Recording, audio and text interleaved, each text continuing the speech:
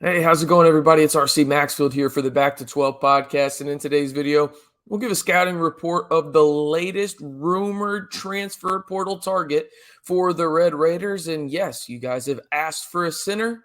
It is just that. But before we get into today's video, in terms of the scouting report and everything, I've got to ask you a quick question of the day. I was thinking about this yesterday, looking back at Texas Tech in terms of the past, I don't know, 9, 10 years since I really started paying attention to Texas Tech basketball, and obviously going back and looking at it from a historical perspective. Which former Texas Tech men's basketball player doesn't get enough credit in terms of how good they were or the impact on the program? Let me know down on the pinned comment below, and I'll tell you mine right now. I think it's Todrick Gocher.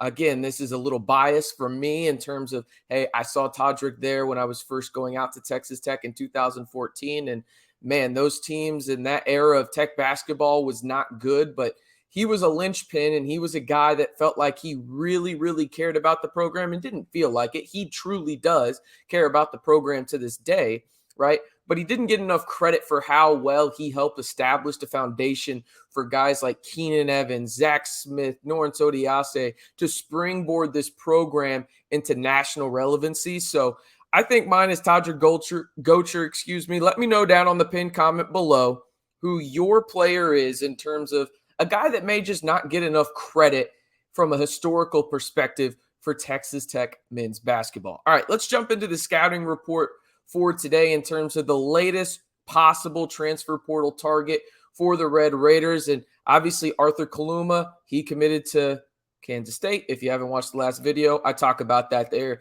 But this is a guy that I've heard from multiple people that cover Texas Tech and a national level of recruiting that Texas Tech has interest in. And it's former Washington State center Dishon Jackson. And now Dishon Jackson is an interesting story, okay? Little background before we get into the scouting report. He was at Washington State. He entered the portal, but last year he did not play basketball due to an undisclosed medical concern. Still don't know what that is. That's his business. That's fine. But he was cleared to play at Charlotte. He transferred from Washington State to the University of Charlotte. Now he's back in the portal because, well, Charlotte lost their coach.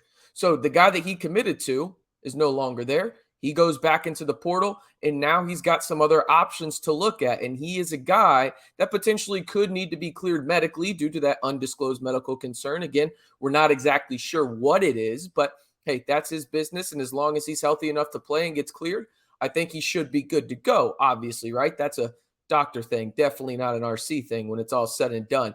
But this is the kind of guy that Texas Tech could potentially be getting and is showing a little bit of interest in from what I was told. Again, Dishon Jackson, 6'10", 250-pound center, committed to Washington State out of high school as a four-star recruit out of California at St. Patrick's St. Mary's. Flip that for LeBron, obviously. But anyway, he was one of the top 15 recruits in Washington State program history, right? This was a guy that was supposed to come in there and have an instant impact, and to some degree he did. Obviously, the injury bug got him a little bit, didn't play last year and played in 49 games total for the Cougars, right? But you look at what he's done, and he received honorable mentions, all Pac-12 freshman team his first year out there in 2020, 2021. And now he was expected to be a starter last season for the Cougars, but again, did not play due to a medical concern. When you look at the scouting report for Jackson, though, 6'10", 250, plays center, right? Uses his body well on seal outs, a guy that isn't going to wow you with his athleticism, and we'll talk about that a little bit later. Still a solidly athletic big, but he's not going to go up there and, touch the top of the backboard or anything like that, or even come close to it. He's more of a below the rim guy, does the dirty work and uses his size and frame to be physical with defenders on the offensive end, and on the defensive end, he creates really, really good opportunities for blocks and transition baskets off of those, right? But again, creates good space on the offensive end with his lower half, really understands his body well. Good positioner when it comes to rebounding. Again, not going to wow you with the athleticism, but understands and can position himself well enough for the rebounds and help his team get an extra possession or two or start that break, right? Really solid in the pick and roll. As we know, Grant McCasland loves to run the pick and roll. One aspect of why I love Grant McCasland as a hire for Texas Tech. I didn't think they ran enough pick and roll. Jackson is solid in that as well. But he's a really solid post-up player offensively, and that's kind of what stood out on the limited tape I could find of him, is that he's not a guy that's going to put his head down when he starts to back down on the block, right? Keeps his head up, surveys it, and to say he's not a fantastic passer, right? Like he's not Jokic or anything like that. There's nobody else in the world like that. But he's a solid passer in the regard that he keeps his head up, sees if a double is coming, he knows where to go with the ball and everything like that. But that's a key point for guys that play in the low block, is to keep their head up, because you sometimes see those guys, they just put their head down, and when a second defender comes, they're oblivious to it and they get stripped, or hey, they create a foul or anything like that, right? So when you look at him, that's something that stood out, right? Also, as I mentioned, not going to wow you athletically, but a solid player that understands his body well. And that was something that really stood out. Like, obviously, he can dunk, he can get above the rim a little bit, but most of his game is predicated on, hey, I'm going to out physical you. I'm going to use positioning well. I'm going to use my lower half well. And I'm just going to basically move you out of the way due to my size, right? You don't really have to run a play for him. That was one thing that I noticed. You can give it to him on the low block, but it's not a necessity. This is a guy that really just finds open space down there in the painted area and can finish with his left or right hand, albeit he does go to his right hand a lot more often than his left when it comes to the post up, but that makes a lot of sense since he's right-handed, right? He's an impact defender, averaged 1.2 blocks per game in his second season up there at Washington State as a true freshman, averaged 1 block per game. So he knows how to impact the game on both ends of the floor.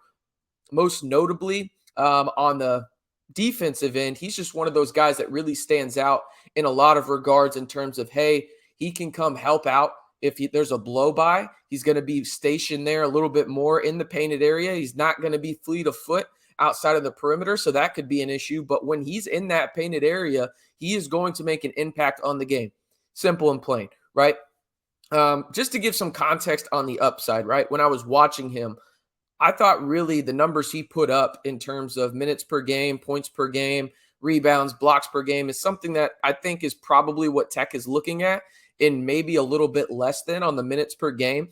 I could see him playing anywhere between 12 to 16 minutes, probably about 13 to 14 if we're being realistic, every night kind of deal, and averaging that, 5.5, 6 points per game, 3.5, 4 rebounds per game, and just around a block per game as well. That's the kind of guy he is. He's going to be a second unit guy for the Red Raiders if he does end up going to the 806. And I think that's kind of what they're envisioning for him. You got Warren Washington as the starter. Then you got another guy with size. And that's something that Texas Tech needs.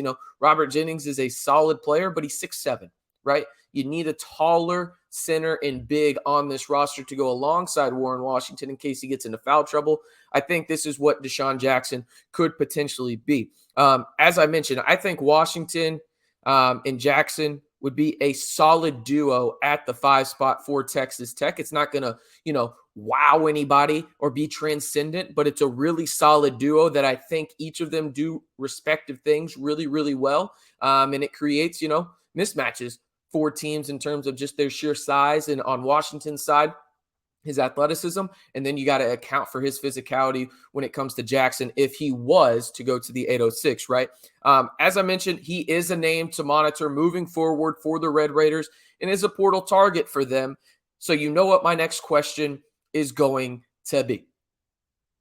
Would you like to see Texas Tech land Dishon Jackson? Again, transferred from Washington State after 3 years up there, only playing 2 to Charlotte. Now he's back in the portal because the coach at Charlotte is no longer there that recruited him. Would you like to see Texas Tech land the commitment of Dishon Jackson? Y for yes or N for no. All right, that's going to do it for me on today's video. Again, let me know down in the comments below. Answer that question, Y for yes or N for no, in terms of landing Dishon Jackson. And then also, let me know which former Texas Tech player you think doesn't get enough credit from a historical perspective. right? Let me know on the pinned comment down below. I am RC Maxfield, reminding you, if you want the latest Texas Tech men's basketball news and rumors all year long, you know what to do. Hit that subscribe button to stay in the know right here on the Back to 12 podcast channel.